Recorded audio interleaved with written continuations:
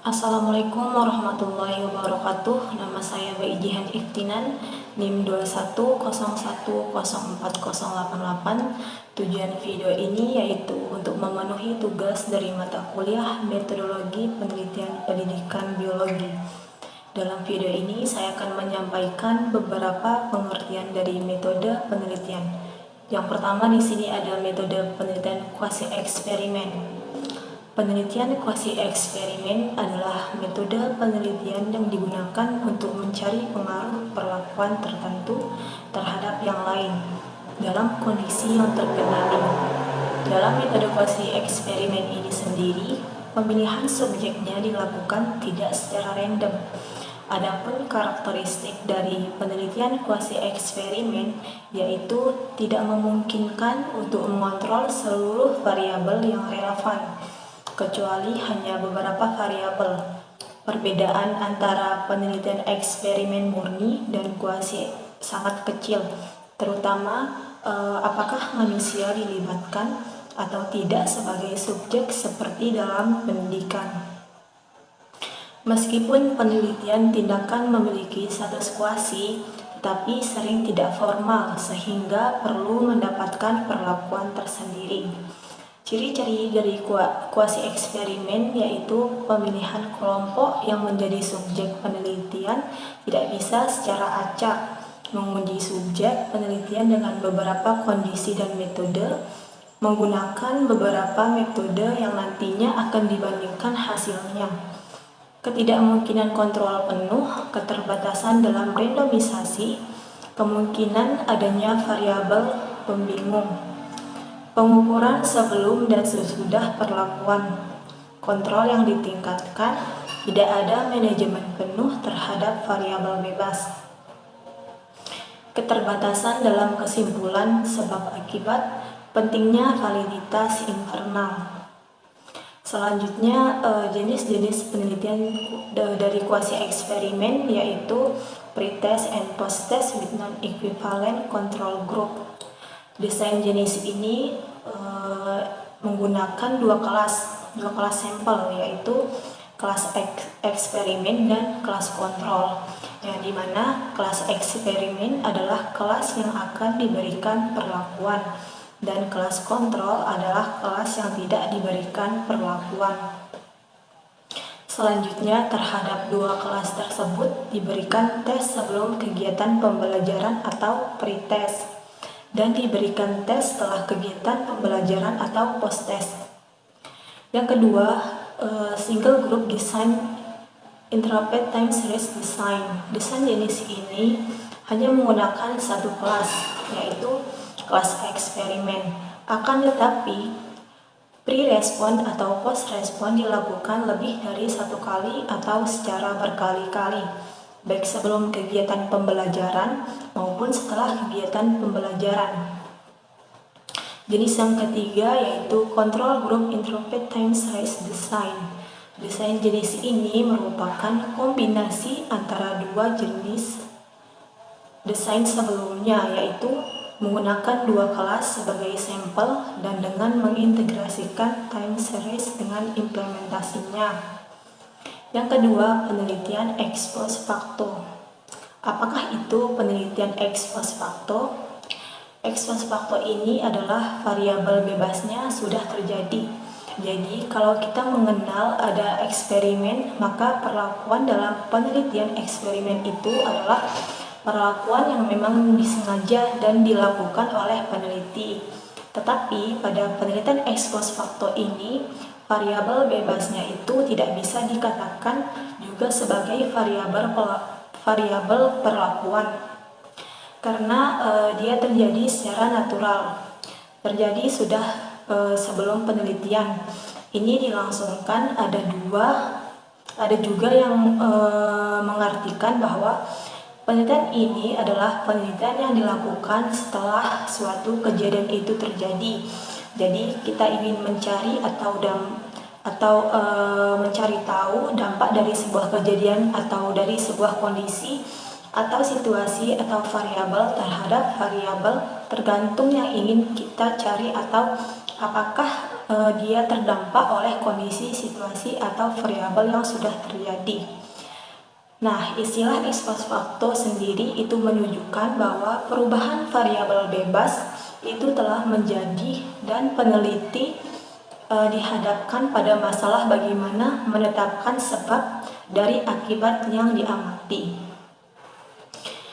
Karakteristik atau ciri-ciri dari penelitian ex post facto ini yang pertama, data dikumpulkan setelah semua peristiwa terjadi.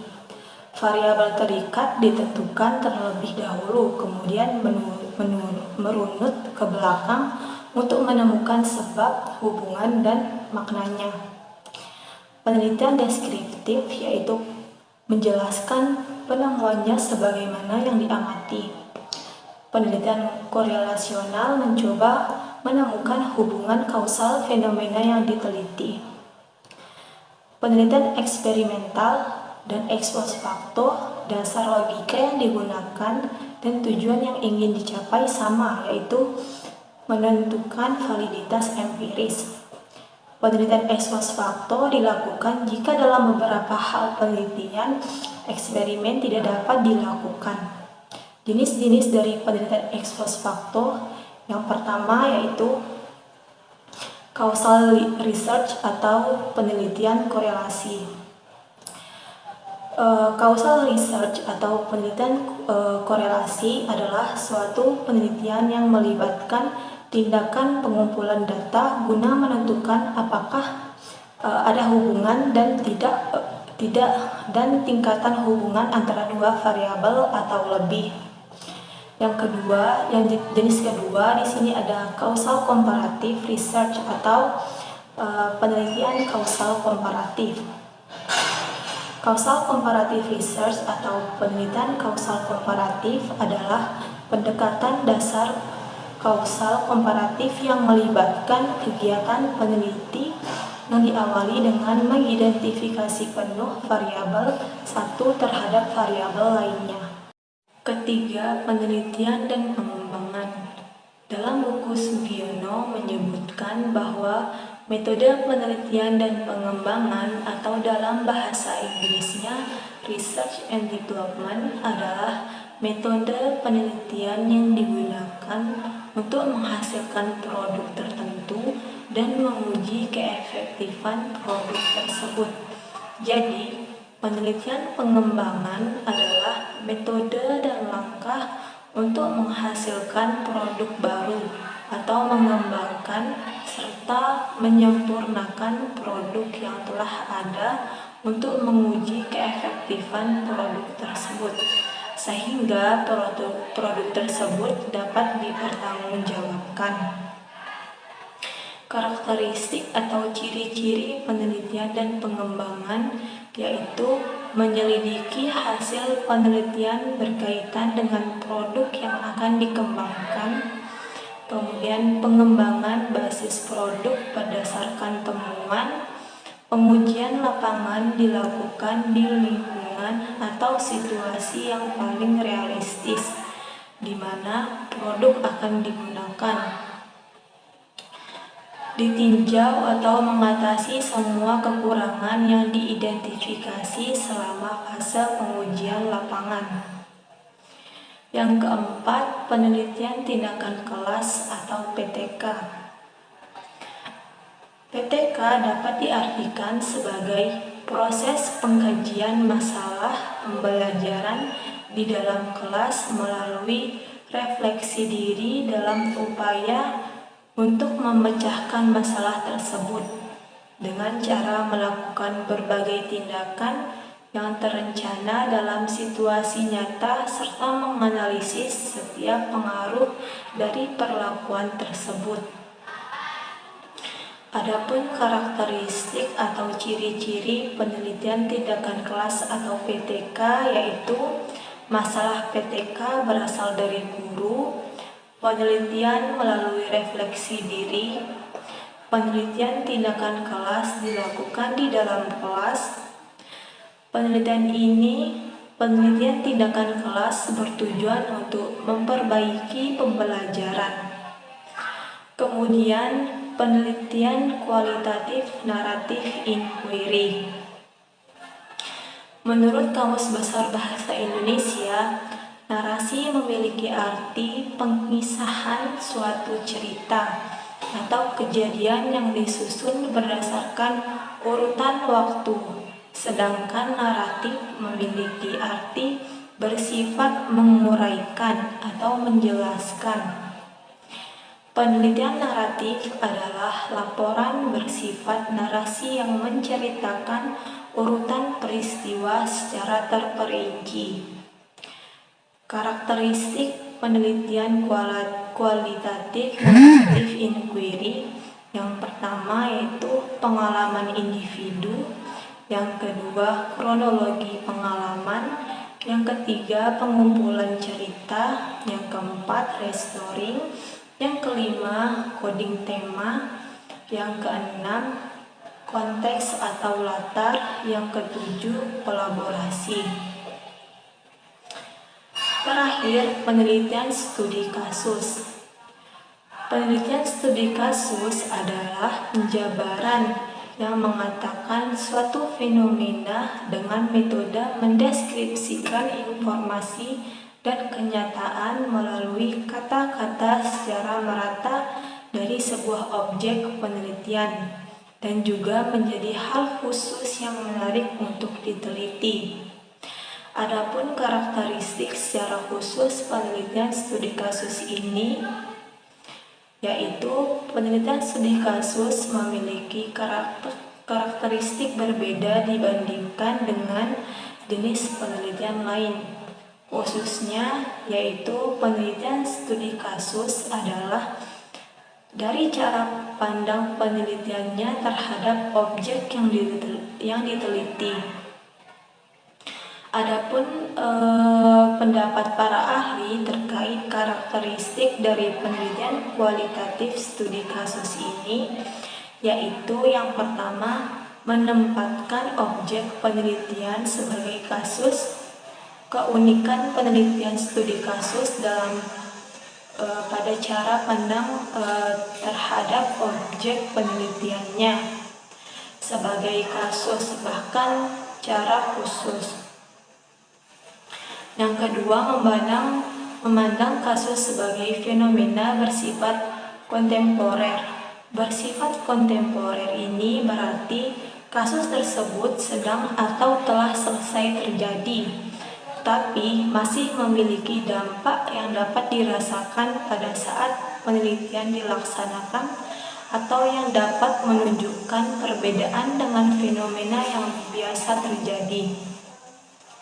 Yang ketiga, dilakukan pada kondisi kehidupan sebenarnya, seperti halnya pendekatan penelitian kualitatif pada umumnya.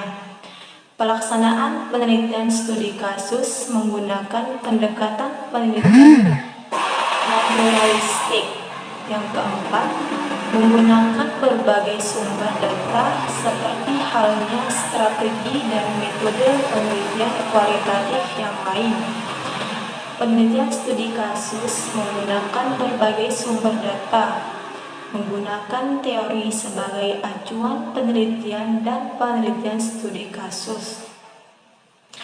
Teori digunakan baik untuk menemukan arah, konteks, maupun posisi hasil penelitian. Jenis-jenis penelitian studi kasus yang pertama, studi kasus sejarah mengenai organisasi, dipusatkan pada perhatian organisasi tertentu dan dalam kurun waktu tertentu dengan menelusuri perkembangan organisasinya. Yang kedua, studi kasus observasi mengutamakan teknik pengumpulan datanya melalui observasi peran serta atau melibatkan, sedangkan fokus studinya pada suatu organisasi tertentu. Bagian-bagian organisasi yang menjadi fokus studinya yaitu suatu tempat tertentu di dalam sekolah atau kelompok siswa dan kegiatan sekolah. Yang ketiga, studi kasus sejarah hidup yang mencoba mewawancarai satu orang dengan maksud mengumpulkan narasi orang pertama dengan kepemilikan sejarah yang khas. Kemudian, studi kasus kemasyarakatan merupakan studi tentang kasus kemasyarakatan yang dipusatkan pada suatu lingkungan, tetangga, atau masyarakat sekitar. Yang terakhir, studi kasus analisis situasi.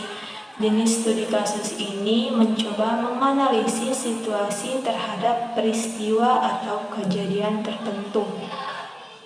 Sekian dari saya, hanya itu yang dapat saya sampaikan. Kurang lebihnya mohon maaf. Assalamualaikum warahmatullahi wabarakatuh.